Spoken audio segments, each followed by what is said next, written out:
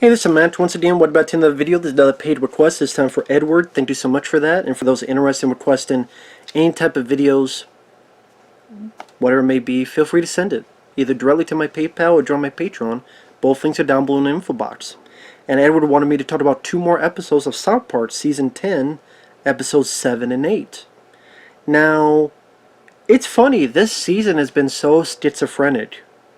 Because it's been really lame, and then, wow, these two are good. Then, man, this is really whack and lame.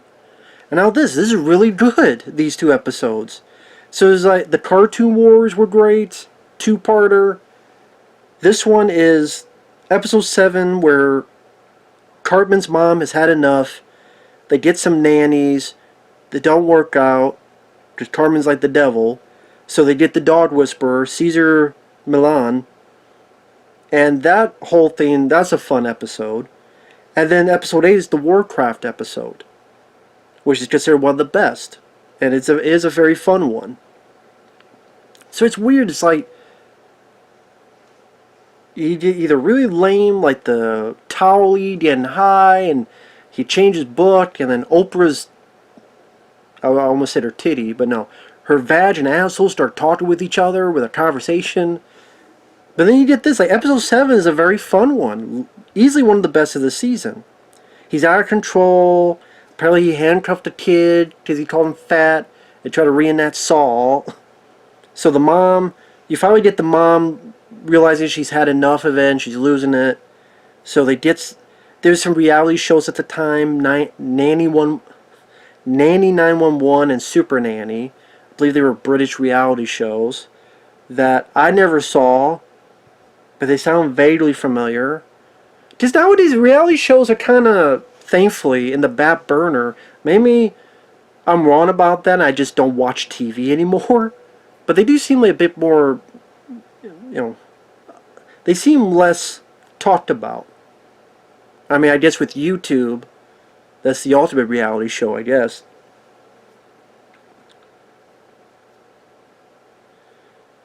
But then they don't work out, and the mom gets the dog whisperer. One of the few, I mean, it's not the guy, but they don't really make fun of the dog whisperer. He's actually put into a good light. And I did like the way that character was done. Don't look at the child, look at me. Don't look at the child, you look at me. And because they're ignoring Cartman, Cartman gets more and more pissed. And he keeps doing this thing to Cartman's neck. What the fuck are you doing? You see?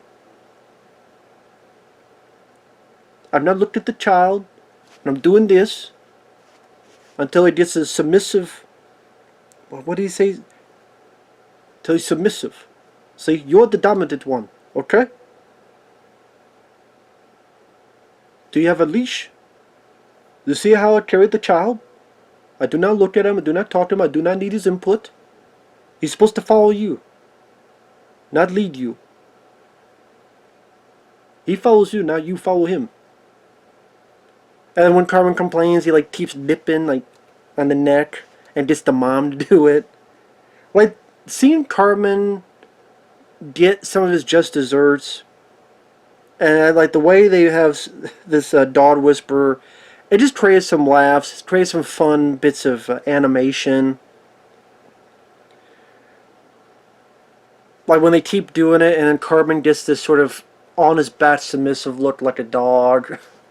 It's just a really nice style of the way they animated that was pretty funny.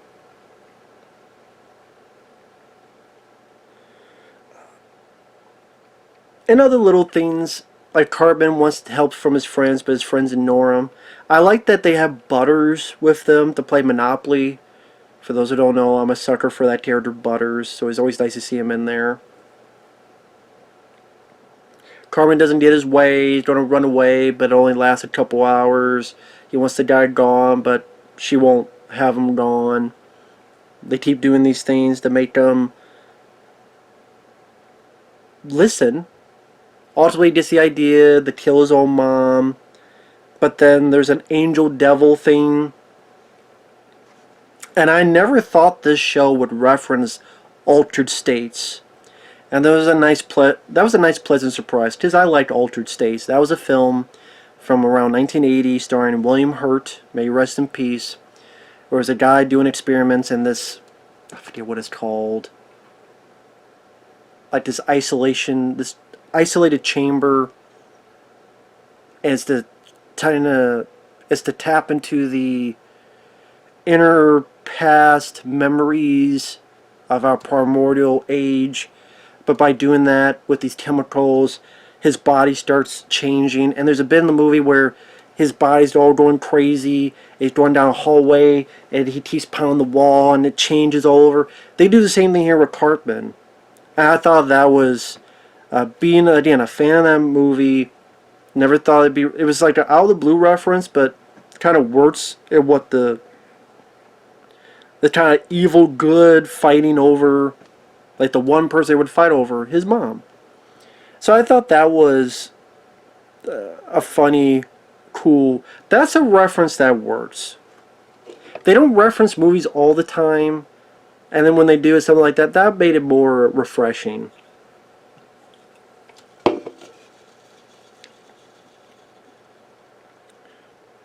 And then, of course, the mom wants to thank Cesar Millan, and he's like, well, I'm not your friend, you're my client. Which made sense. But the mom falters. And really, it's not even anything Cartman did. Cartman is, you think he's changed, and then she's like, if you come with me to this like concert or I forget, concert play, we'll stop at TFC and I'll buy you a present. 2? Yeah. And that right there, it was interesting they did it that way because it really shows you that perhaps Cartman's issues was the mom. Like, Cartman didn't even trick her. She did it to herself. So, you're sitting there going, well, Cartman didn't bring up anything. You brought it up yourself. You're so lonely that you want your son to be your friend, and then you offer him KFC, you offer him all this stuff here. And it's not like Cartman really tricked her into anything. So it's all the mom's fault in that instance. And again, that made it interesting. Does it seem like the typical would be Cartman tricks her again? No, it shows that she's part of the problem too. In fact, you say she's the source of the problem. Because lo and behold, when the dog whisperer was doing that, it seemed like he was maybe not changing for good, but maybe on the way there.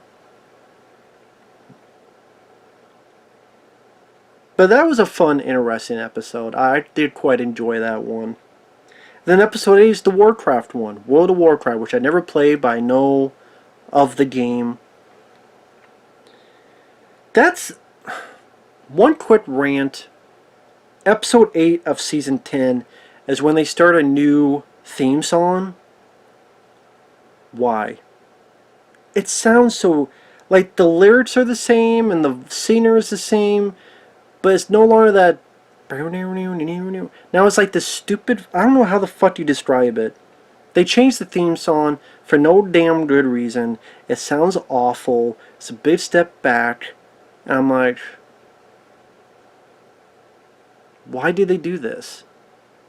Why did they do this? It just sounds shit. I don't know if that's the theme song from here on out. If so, they fucked up badly with that. But it's cool that you did different animation. Like, not since, what was it, the anime one? Has I seen a lot of different animation. Here it's, I want to say it's Machinima. Like, it's done in that Warcraft style, and a lot of times it goes from South Park kids on the computer, and then you see their characters in this world, and I like that different, unique type of animation, because you instantly recognize as Warcraft. And they worked with the people of Warcraft. That's why I'm so surprised, because usually, you know, I always think of Trey Parker, Matt Stone as against authority or against anything. But this does seem like, I would say, it almost seems like an advertisement for Warcraft. I mean, they do say that one guy plays it for so long, and it's the guy who has no life. But just like everything, if you do something too much, it can be detrimental. But other than that, they seem pretty nice about Warcraft. So pretty much the South Park kids, their avatars in Warcraft. Like Carmen's this dwarf with a hammer. I think Kyle is a woman. I think Kenny is an archer. Anyway, they're playing, and there's this other person that just keeps killing their characters. And slowly killing all the characters. And that's all he does, go in and kill the characters. And when you see it, the person is fugly fucking giant fat ass that looks like he ate too many Cheetos. And has that lean back look. And the people at Blizzard, at Warcraft, wondering what to do next. They're killing the whole world of Warcraft. You know, how do you kill that which has no life? And it was fun. Like, it was fun to see a different type of animation style. It was fun because there are those assholes, the trolls that would go in and ruin fun for everybody. And that's kind of what it seemed like. It's the trolls that ruin the fun for everybody and just act like a dickhead, so you insult them in the worst way possible.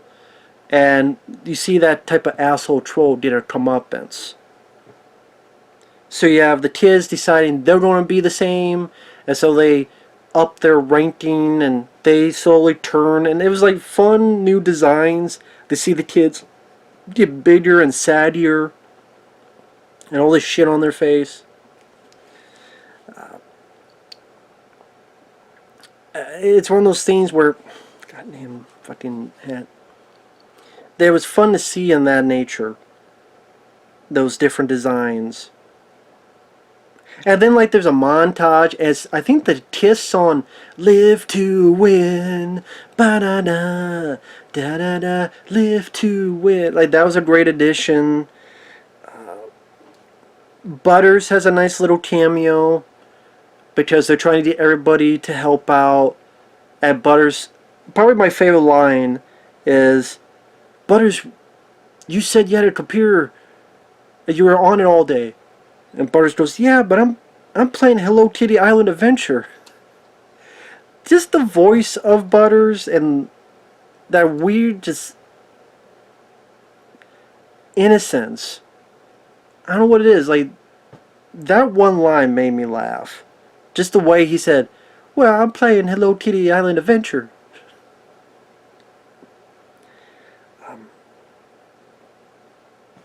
Oh, I mean, I do wish Butters was in this more. I wish Butters was part of the group, and to see him change, that would have been nice to see. I would have liked to have that, but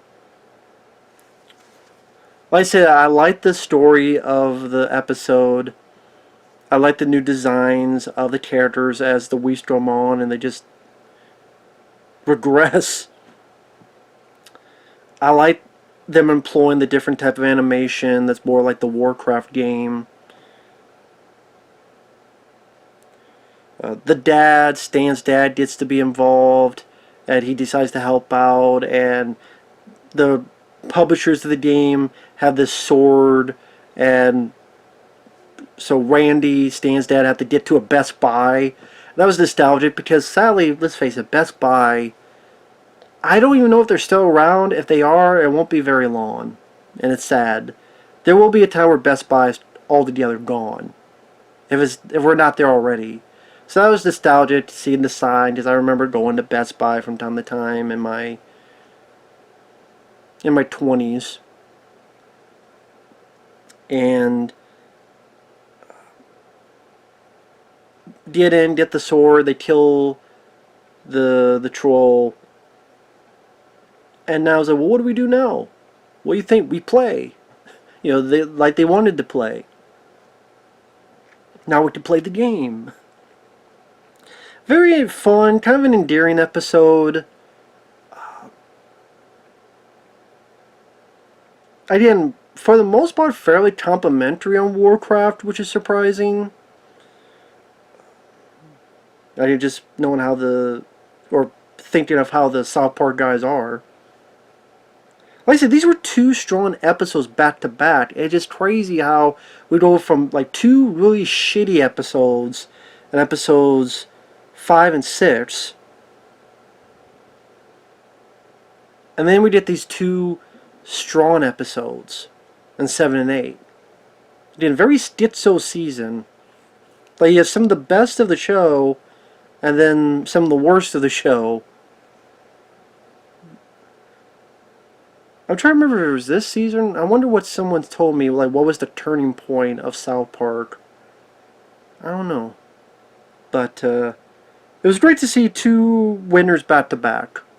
So, and a few people told me, oh yeah, check out the Warcraft episode, and this is the one. And I do see what they mean. They were both fun episodes. So with that said, thanks for watching. Take care. We'll see you guys later. Bye-bye.